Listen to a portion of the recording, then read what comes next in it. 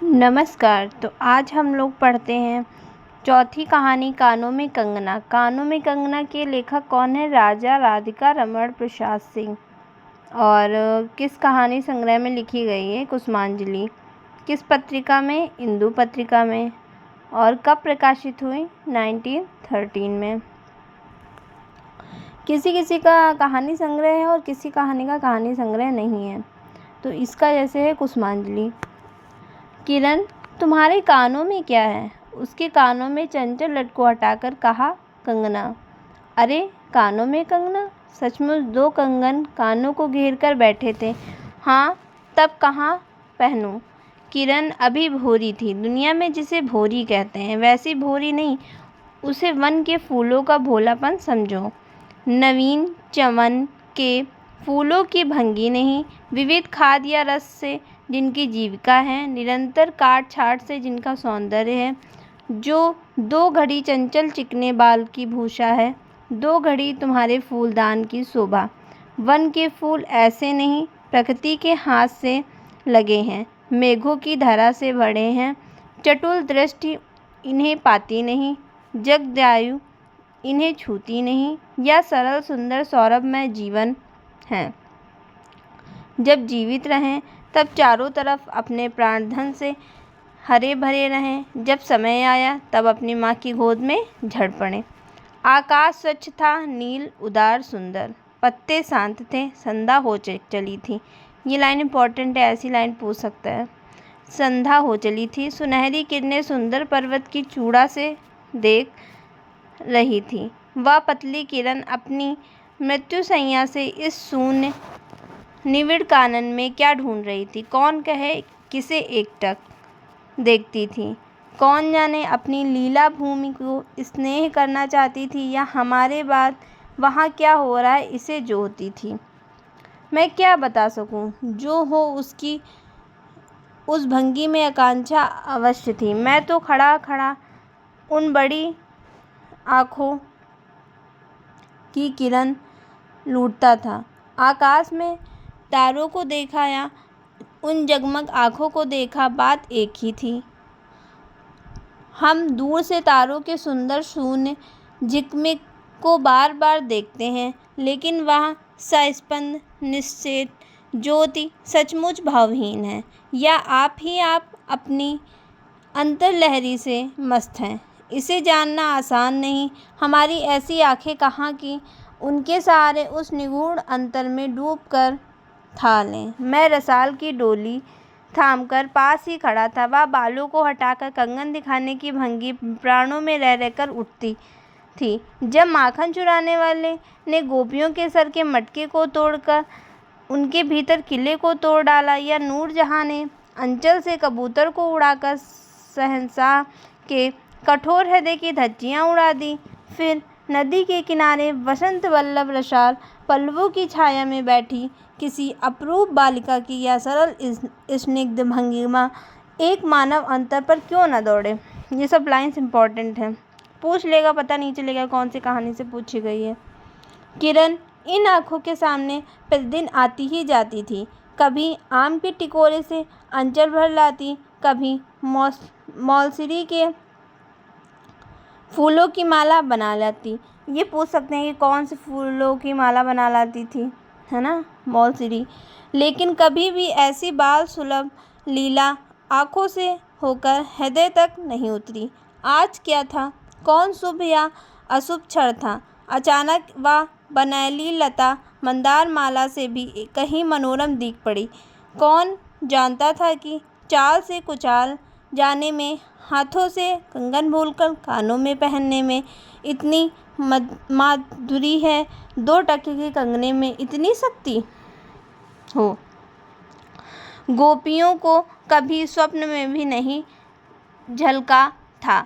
बाँस की बांसुरी में घूंघट खोलकर नचा देने वाली शक्ति भरी है। मैंने चटपट उसके कानों में कंगन उतार लिया, फिर धीरे धीरे उसकी उंगलियों पर चढ़ाने लगा। ना जाने उस घड़ी कैसे खलबली थी, मुंह से अचानक निकल आए, किरण, आज की यह घटना मुझे मरते दम तक ना भूलेगी। या भीतर तक बैठ गई।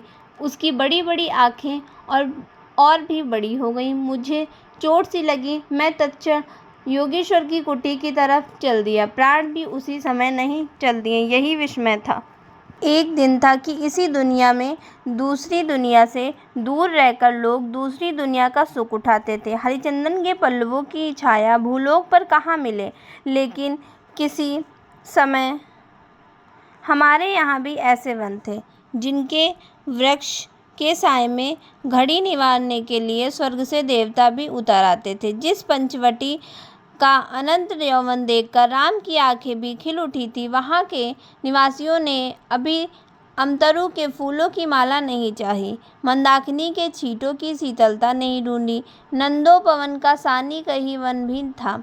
कल्प वृक्ष की छाया में शांति अवश्य है, लेकिन कदम की छाइयाँ कहाँ मिल सकती।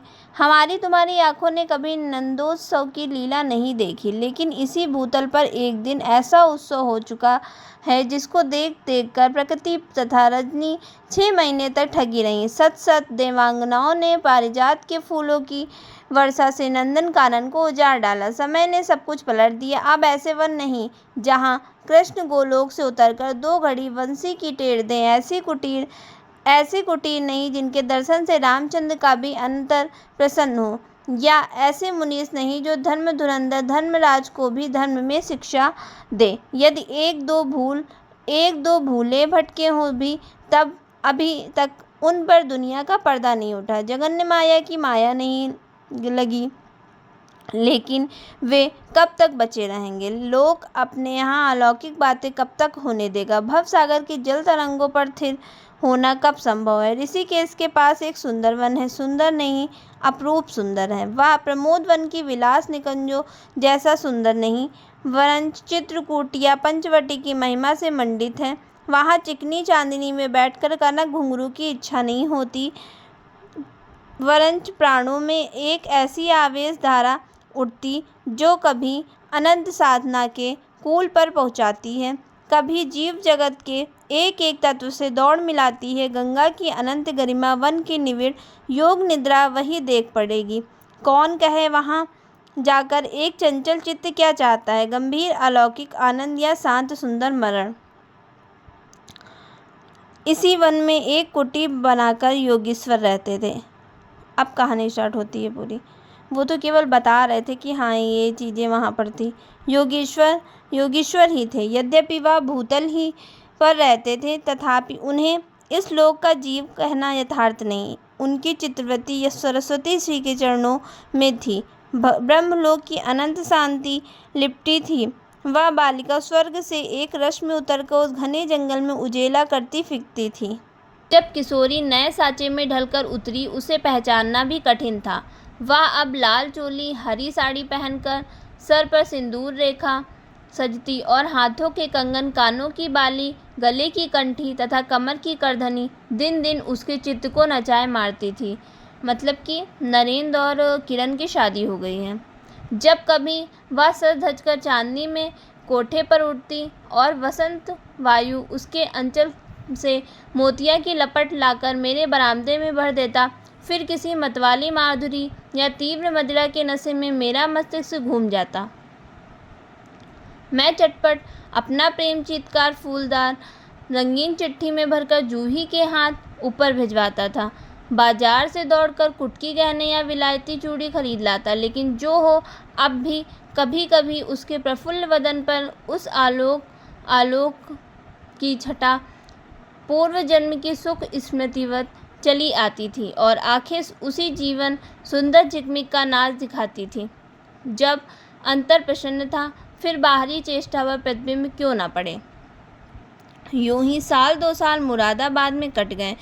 एक दिन मोहन के यहाँ नाच देखने गया। वहीं किन्नरी से आंखें मिली क्या लीन हो गई। मतलब नरेंद्र जो है वो उसका जो कुछ साल वहाँ मुरादाबाद में वही कट गया। कितना साल? वही 1-2 साल। फिर एक दिन क्या हुआ, उसका मोहन एक मित्र होता है, वो नाच देखने गया होता है, तो वही ये भी वहाँ पर गए होते हैं। कौन? नरेंद्र। नवीन यौवन, कोकिल कंठा, चतुर चंचल चेष्टा या मावावी चमक। अब चित्त को चलाने के लिए और क्या चाहिए। किन्नरी सचमुच किन्नरी ही थी, नाचने वाली नहीं नचाने वाली थी। पहली बार देखकर उसे इस लोक की सुंदरी समझना दुस्तर था। एक लपट जो लगती किसी नशा या नशा सी चढ़ जाती है। यारों ने मुझे और चढ़ा दिया। आंखें मिलती मिलती मिल गई, हृदय को भी साथ साथ घसीट ले गई। फिर क्या था? इतने दिनों की धर्म शिक्षा, सत्वत्सर की पूज्य लक्ष्मी, बाप दादों की कुल प्रतिष्ठा, पत्नी से पवित्र प्रेम, एक एक करके उस प्रतीप्त वासना कुंड में भस्म होने लगी। अग्नि और भी बढ़ती गई। किन्नरी की चिकनी दृष्टि, चिकनी बातें घी बरसाती रहीं। घर बार सब जल उठा। मैं भी निरंतर जलने लगा, लेकिन जो जो जलता गया, जलने की इच्छा जलाती रही। मतलब इन सब कामों में उनके ये सब गलत कामों में वो नरेंद्र पड़ गया था। 5 महीने कट गए, नशा उतरा नहीं। और ये सब जो किन्नरी के पास जाता था, उसको करते करते कितने हो गए थे महीने? 5 महीने हो गए थे, फिर भी उसका ये काम चलता रहा। बनारसी साड़ी, पारसी जैकेट, मोती का हार, कटकी कर्ण फूल, सब कुछ लाकर उस मायाकरी के अलतख्त रंजित चरणों पर रखें। क्या क्या रखता था ये इम्पोर्टेंट है, पूछ सकते हैं। बनारसी साड़ी, पारसी जैकेट, मोती का हार, कटकी कर्णफूल, जिस पर सब कुछ ये ला के रखता था। फिर किरण हेमंत की मालती बनी थी, मतलब जिस पर फूल नहीं, एक पल्लव नहीं। घर की वधू क्या करती? जो अनंत सूत्र से बंधा था, जो अनंत जीवन का संगी था, वही हाथों हाथ पराये के हाथ बिक गया। फिर ये तो 2 दिन के चमकमी खिलौने थे, इन्हें शरीर बदलते क्या देर लगी। दिन भर बहानों की माला गूंथ गूंथ किरण के गले में, शाम को मोती की माला उस नाचने वाली के गले में संसर्ग निर्लज डाल जाना, यही मेरा जीवन निर्वाह था। एक दिन सारी बातें खुल गईं। किरण पछाड़ खाकर भूमि पर जा पड़ी। उसकी आंखों में आंसू ना थे, मेरी आंखों में दया ना थी। बरसात की रात थी, रिमझिम बूंदों की झड़ी थी। चांदनी मेघों से आंख मुदौवल खेल रही थी। बिजली काटे कपाट से बार बार झांकती थी, किसे चंचला देखती थी, तथा बादल किस मरोड़ से रह रहकर चिल्लाते थे। इन्हें सोचने का मुझे अवसर नहीं था। मैं तो किन्नरी के दरवाजे से हताश लौटा था। आंखों के ऊपर न चांदनी थी न बदली। त्रिशंकु ने स्वर्ग को जाते जाते बीच में ही टंग कर किसे दुख को उठाया, और मैं तो अपने स्वर्ग के दरवाजे पर सर रखकर निराश लौटा था। मेरी वेदना क्यों ना बड़ी हो। हाय, मेरी अंगुलियों में एक अंगूठी भी रहता तो उसे नजर कर उसके चरणों पर लौटता। घर पर आते ही जूही को पुकार उठा, जूही, किरण के पास कुछ भी बचा हो तब फौरन जाकर मांग लाओ। मतलब सारा उसको दे दिया था, सारा उसी किन्नरी को दे दिया था। अब जो बचा था वो भी वो कह रहा था कि इनसे ले आओ जा कर के, फिर हम लोग फिर जाएंगे वहाँ पर। से कोई आवाज़ नहीं आई, केवल सर के ऊपर से एक काला बादल कालांत नित्कार के चिल्ला उठा। मेरा मस्तिष्क घूम आया। मैं तत्क्षण कोठे पर दौड़ा। सब संदूक जाके जो कुछ मिला सब तोड़ डाला, लेकिन मिला कुछ भी नहीं। अलमारी में केवल मकड़े का जाल था। श्रृंगार बक्स में एक छिपकली बैठी थी। उसी दम किरण पर झपटा। पास आते ही सहम गया। वह एक तकिए के सहारे निसहाय निस्पंद लेटी थी। केवल चांद ने खिड़की में होकर उसे गोद में ले रखा था। ये इंपॉर्टेंट है लाइन। वायु उस शरीर पर जल से भिगोया पंखा झल रही थी। मुख पर एक अपरूप छटा थी। कौन कहे कहीं जीवन की शेष रश्मि क्षण भर वहीं अटकी हो। आँखों में एक जीवन ज्योति थी। शायद प्राण शरीर से निकलकर किसी आश्रय में वहाँ पैठ रखा था। मैं फिर पुकार उठा, किरण, किरण, तुम्हारे पास कोई गहना भी रहा है? हाँ, क्षीण कंठ की काकली थी। कहाँ है? अभी देखने दो। उसने धीरे से घूंघट सरकाकर कहा, वहीं कानों का कंगना। सर तकिए से ढल पड़ा, आंखें भी झिप गईं। वह जीवंत रेखा कहाँ चली गई? क्या इतने ही के लिए अब तक ठहरी थी? आंखें मुख पर जा पड़ी। वही कंगन थे, वैसे ही कानों को घेर कर बैठे थे। मेरी स्मृति तड़िक वेग से नाच उठी। दुष्यंत ने अंगूठी पहचान ली। भूली शकुंतला उस पर याद आ गई। लेकिन दुष्यंत सौभाग्यशाली थे, चक्रवर्ती राजा थे। अंत प्राणप्रिया को आकाश पाताल छान कर ढूंढ निकाला। मेरी किरण तो इस भूतल पर ना थी। किसी तरह प्राण देकर भी पता पाता परलोक से ढूंढ निकालूं, ऐसी शक्ति इस दीनहीन मानव में कहाँ? चढ़ा नशा उतर पड़ा। सारी बातें सूझ गईं। आँखों पर ही पट्टी खुल पड़ी। लेकिन हाय खुली भी तो उसी समय जब जीवन में केवल अंधकार ही रह गया। अब नरेंद्र है कि मतलब नरेंद्र को अपनी गलती का एहसास हो गया था, लेकिन अब तो बहुत देर हो चुकी थी क्योंकि वो अब मर चुकी थी किरण। तो इस जगह ये कहानी हमारी समाप्त हो जाती है।